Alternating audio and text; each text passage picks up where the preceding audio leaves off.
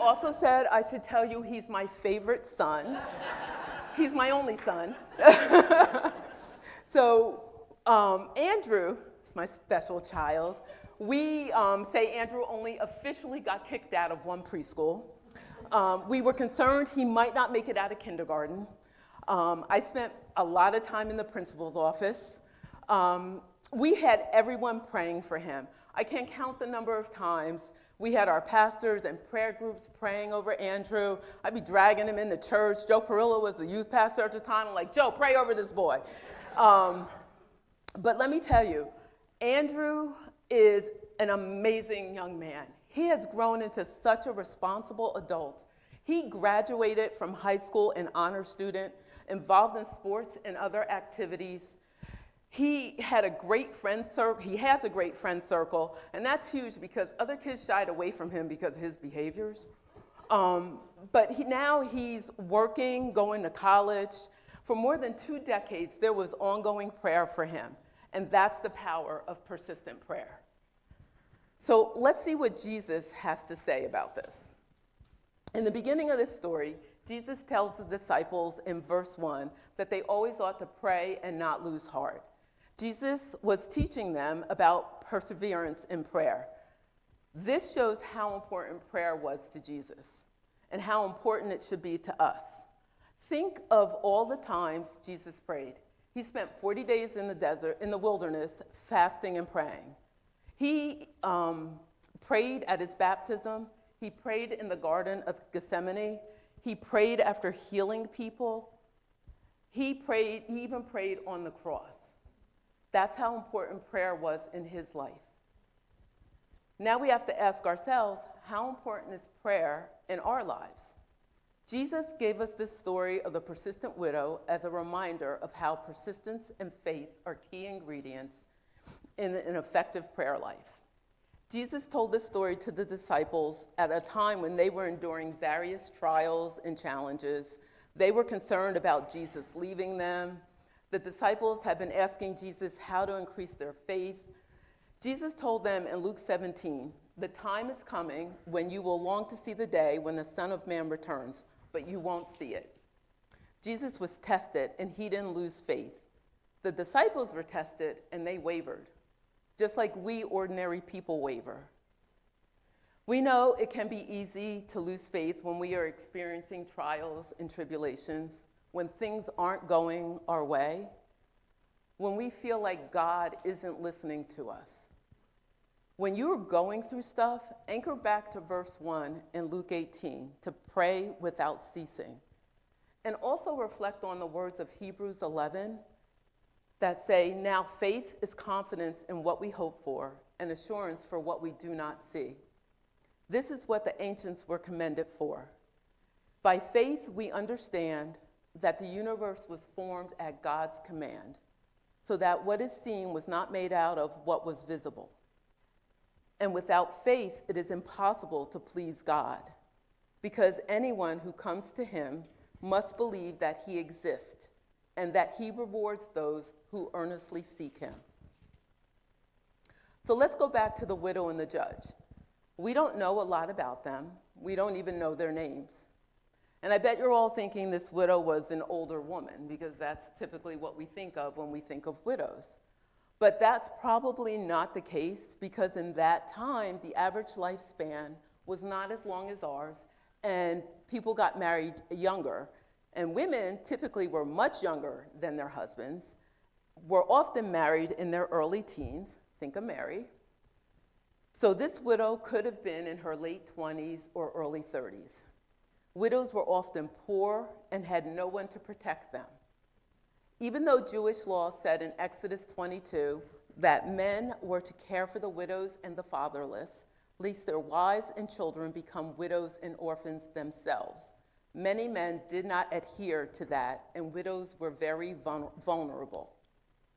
And then how about that judge? In Exodus 18, this gives us a description of what judges of that time should be like. So Jethro, who was the father-in-law of Moses, was talking to him about caring for the people. And Moses at that time was hearing all these disputes and trying to resolve them. And Jethro told him, Moses, you can't do that. You can't take all of this on. You need to have someone who's helping you. I'm paraphrasing. Jethro didn't really say it like that, okay? But what Jethro did say is he told Moses he needed to select some capable, honest men who feared God and hated bribes. And he should appoint them as leaders over small groups of people. And they would hear the smaller matters so Moses would not have to deal with the minor issues. By this, we know the judge should have been an honest and capable man who feared God and hated bribes. But alas, in Luke 18:2, we see this judge neither feared God nor cared about people. He was not adhering to the judicial qualities outlined in Exodus 18. So we learned a little bit about the widow, and we learned a little bit about the judge. So now I'm going to ask you, what about the word persistent? Verse 3 in Luke 18 says, a widow of that city came to him repeatedly, saying, give me justice in this dispute with my enemy. She was persistent. So when you hear the word persistent, what comes to mind? And I'm going to ask Maritza to write your answers up on the screen, because you don't want to see my handwriting, and that will require spelling too. So I'm leaving that to Maritza. So when you hear persistent, yes, Sharon? Determined? Okay. Anyone else? Yes. Tenacity? Okay. Yes. Nonstop? Yes. Not giving up. Good. Anyone else? Yes.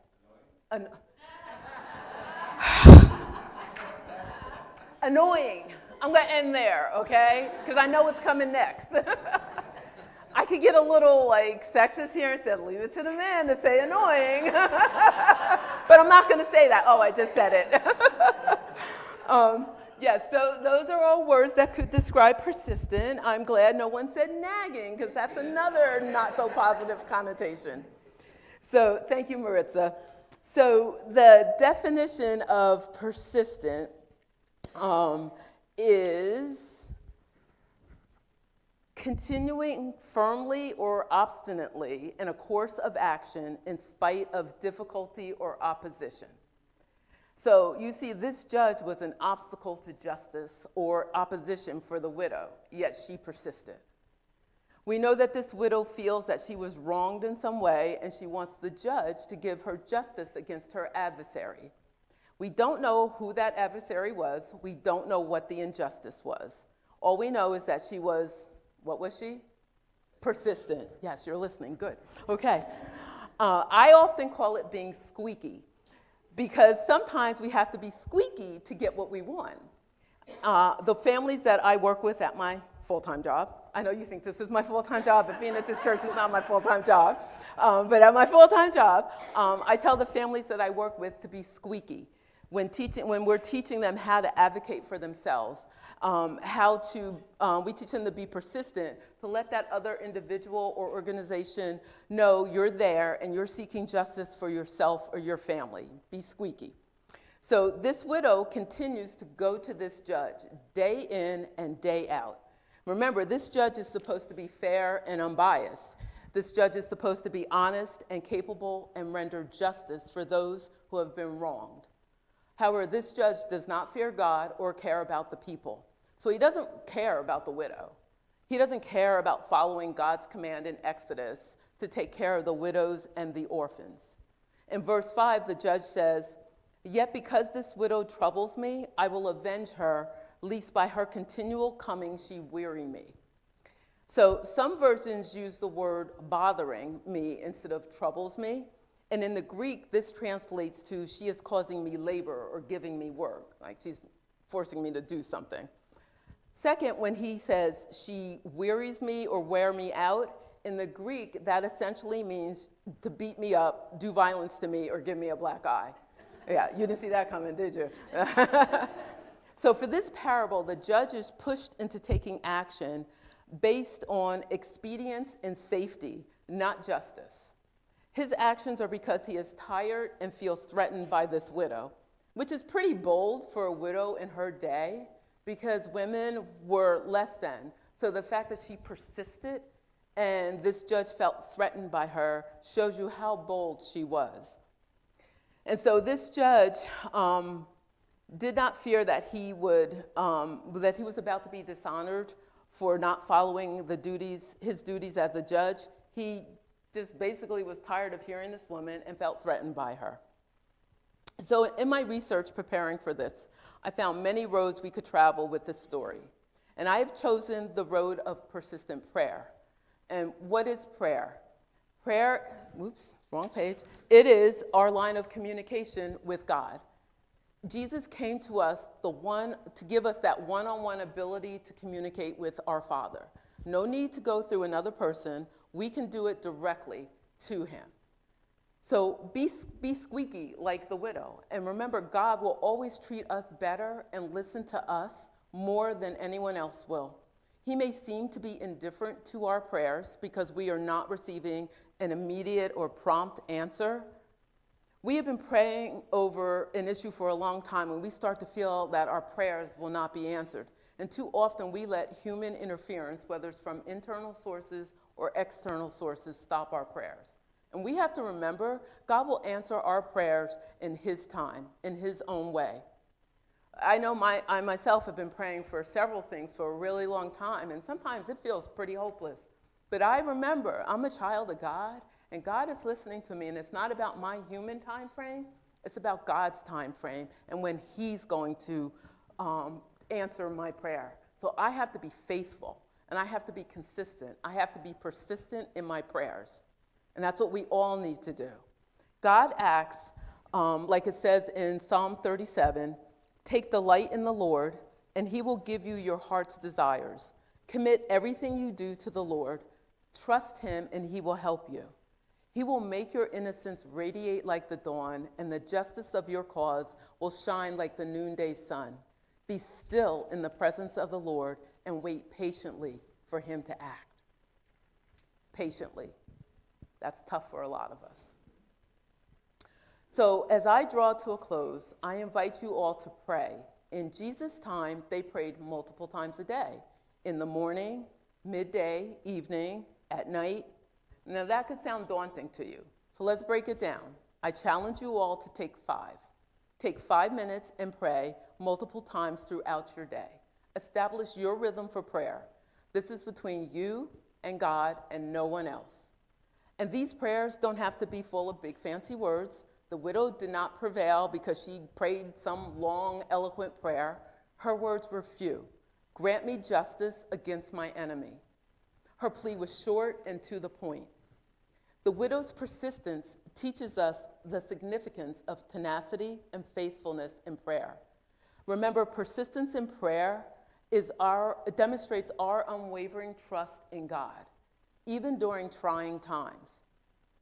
Jesus ends his story by telling the disciples, and will not God bring about justice for his chosen ones who cry out to him day and night? Will he keep putting them off?